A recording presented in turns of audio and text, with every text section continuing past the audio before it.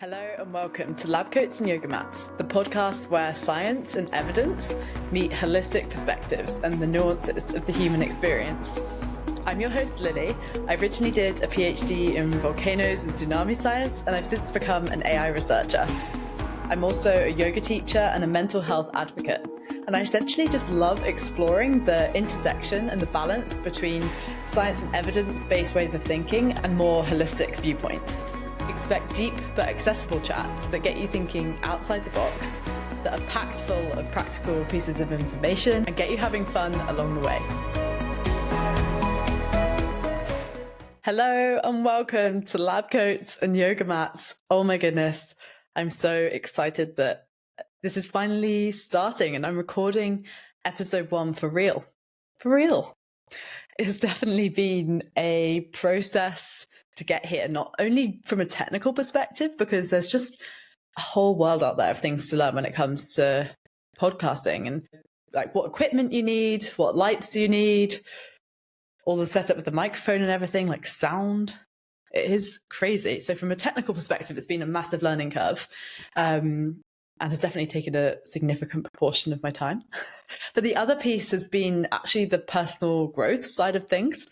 Just even getting to the point where I've got space in my life to be able to work on this, getting clear on my vision and my mission with the podcast and what it is that I really want to bring into the world when I sit down and I align with my values and what gets me excited, like that, working out that has been a really long process. And then also just gaining the confidence to speak and to use my voice and to speak confidently as well. It's been a big process. I feel like this has been almost like 2 or 3 months in the making now of me having this free time in my life and going around in many circles, but making steady progress, but in many ways often feeling like I was back at square one and then finally getting to this point. So yeah, I'm just very excited to be here. Really, really happy to be so clear on the mission of this work and why I'm doing this. And yeah, the fact that I've now navigated the crazy technical hurdles that is building a podcast. If you're ever thinking of building one yourself, just let me know, because I now feel like I've got all this information that I didn't have before about this, what this actually entails. So I thought I would start things off with a solo episode to introduce the idea behind the podcast, so the mission and what you can expect from future episodes, and also to share a little bit about my personal journey to getting to this point. So in terms of what Lab Coats and Yoga Mats is all about, I will go into it in more detail later on in this episode. But for a start, I thought I'd just give a basic introduction. So you've already heard the little thing at the beginning of this episode, but in more detail, what is Lab Coats and Yoga Mats all about? I feel like this will become also clear through the story and the journey. But essentially what I want to create is a space where we make room for science and evidence-based ways of thinking. Like, I'm a scientist by training. I massively understand the need for data, for the scientific method, and for evidence-based approaches. Like, I'm a huge advocate of this. However, I also feel like there's so much nuance that can be missed by reducing things to just black and white. So much gets missed in that. And as humans, I think we really struggle to view things holistically. It's a humbling fact of being human. We can't fully understand everything. And so it's much, much easier for us to simplify things. So to reduce it to black and white thinking and to put a number on it and then just see that as the truth. Whereas in most cases, there are so many different lenses to different topics, and there's so many different ways in which we can explore things. And sometimes I think science doesn't necessarily make room for those conversations because of it just inherently how science works. And I will definitely get into this in future conversations. But essentially the motivation with this is to bring these perspectives together, view topics with both an evidence-based lens and, to our best ability, a more holistic perspective. Like, an example is therapy. And I think one of the future conversations that I will have is with a really good friend who's also an incredible therapist and has training in lots of different areas. And therapy is complex, right? You know, if you type in types of therapy, I don't know how many types will come up, but there are many, many, many types of therapy that exist out there. And often there's a lot of science around each of these approaches saying, like, if you do this, it's going to work after this amount of time and you'll feel better. And that's really valuable. That is something, you know, it allows us to ground our decisions in evidence, but it also doesn't necessarily take into account each individual, the context of every single person and what might work for them, and also what's going to work over the duration of their life, right? There's so many pieces that we can draw on, and it doesn't necessarily have to be a case of do this or that.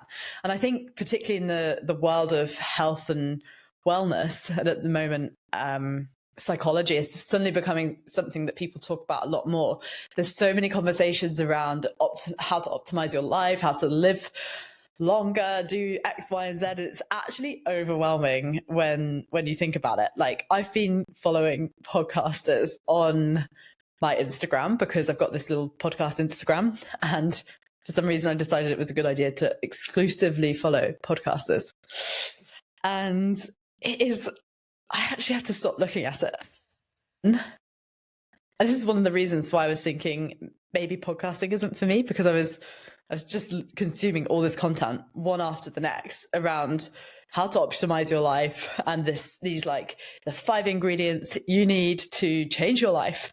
And I'm here for those conversations. Like, I do listen to podcasts like that, but I just think that sometimes things can be so prescriptive, and we just kind of take people's word for it. And something about this stuff being put into words, put into numbers, and there being an expert behind it makes us just believe that that is the only way of looking at something. It's like a cognitive bias. I'll definitely talk about that in future episodes. But all of this is to say that, yeah, the mission behind this is to try and bring these different perspectives in and to have both of these conversations in one place. And also to have a variety of topics in one place, because often topics are also so interlinked, and we've separated them out into like science, mathematics, arts, languages, but in so many ways there are massive crossovers in these areas, and it's rarely actually one thing in isolation. I think that is the crux of it. Like, it's rarely one thing in isolation, and we have to do our best within our ability. And that's why it's so important to get lots of people's perspectives, because humans are only so good at doing this. We have to do our best job at trying to view the more holistic side of things. But the aim is to make this more accessible, because I think some of these conversations can be quite overwhelming. I want it to be more fun. I want it to be accessible, but also deep at the same time. And just really the aim is to get people thinking outside the box, taking away practical pieces of information that can actually be useful and constructive, that get you thinking differently and maybe get you changing your actions. So I'm really excited. I think there's so much that to unpack.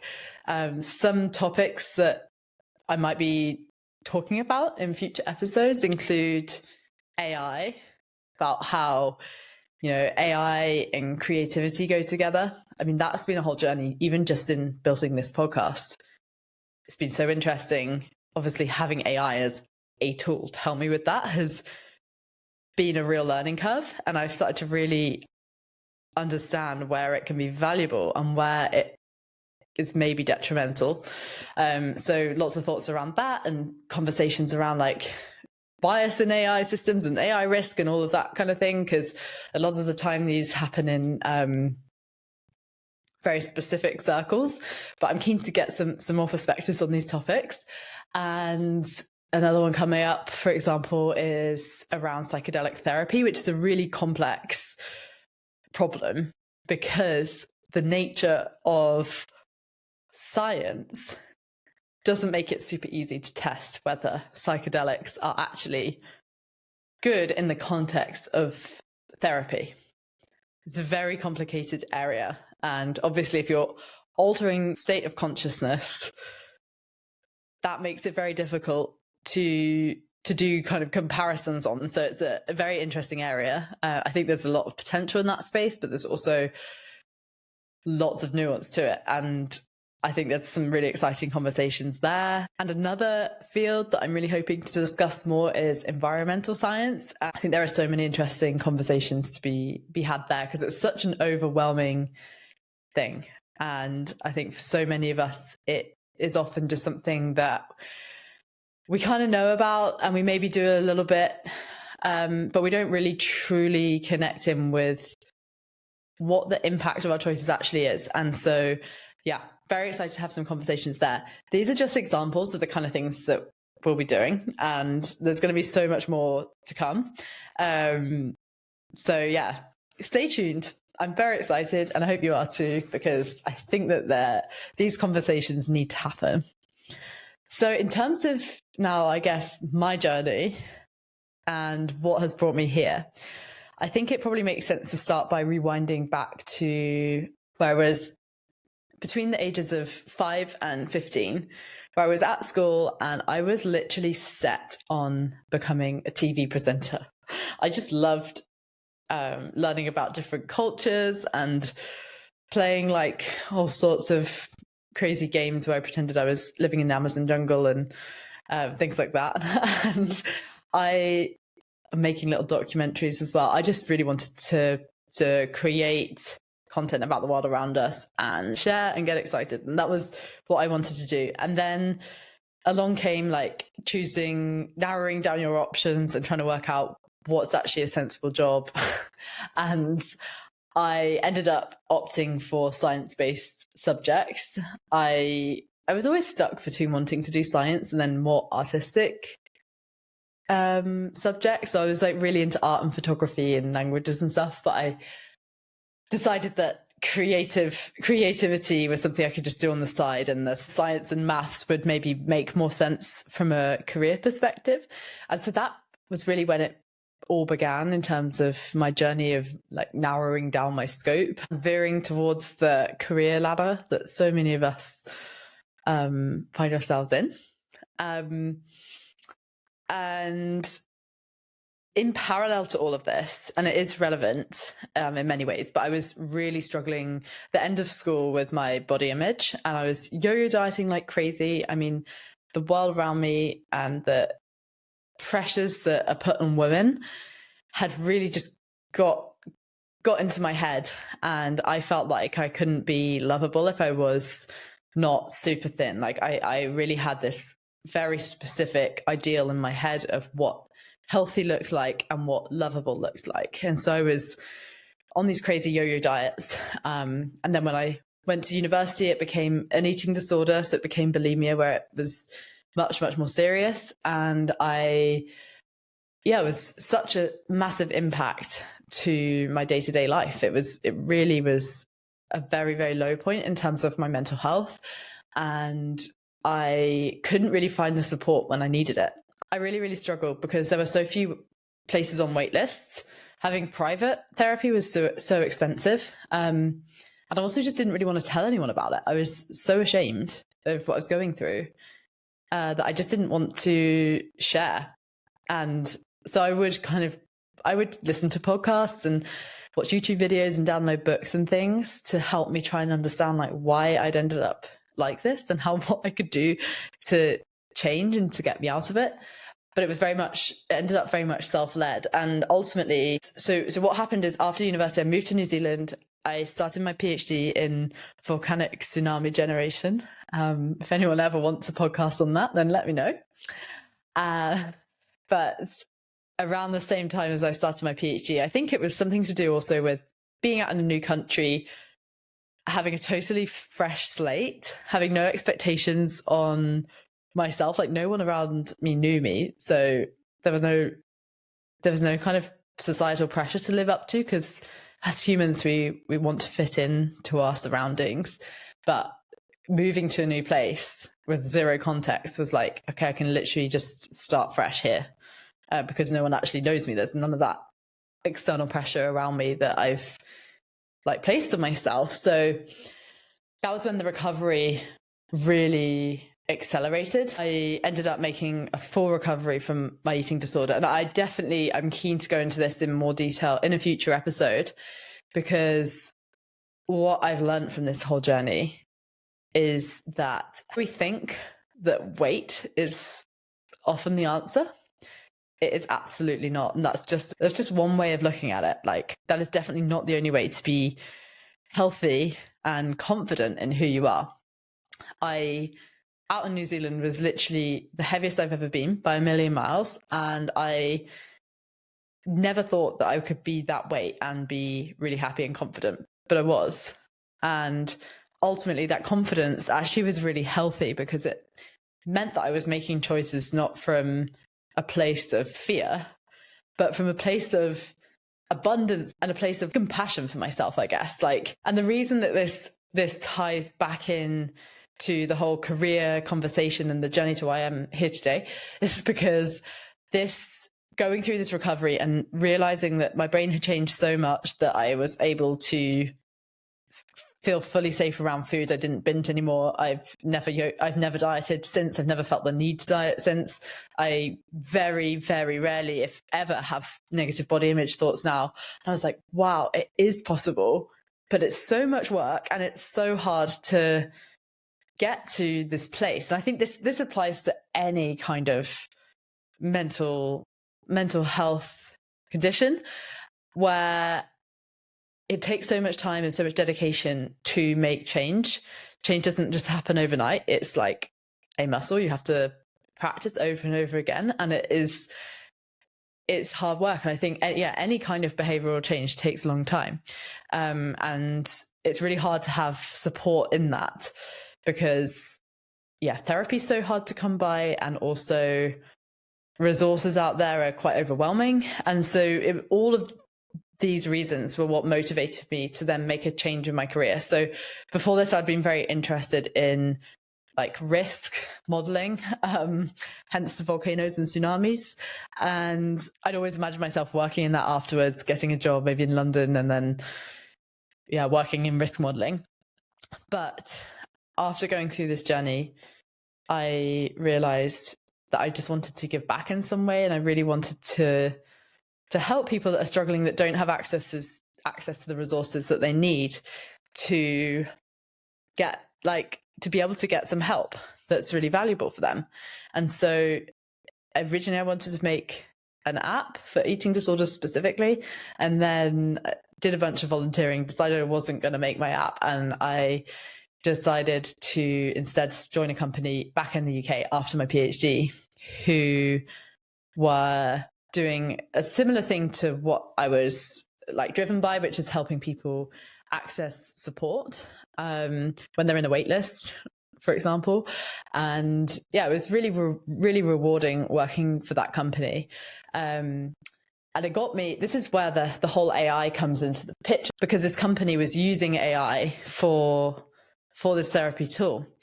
And this was super interesting to me, because I was like, this AI wasn't really that sophisticated, I think, when I was in my recovery. But I suddenly realized that this technology does have the power to be so transformative. It's also got a ton of risks associated with it.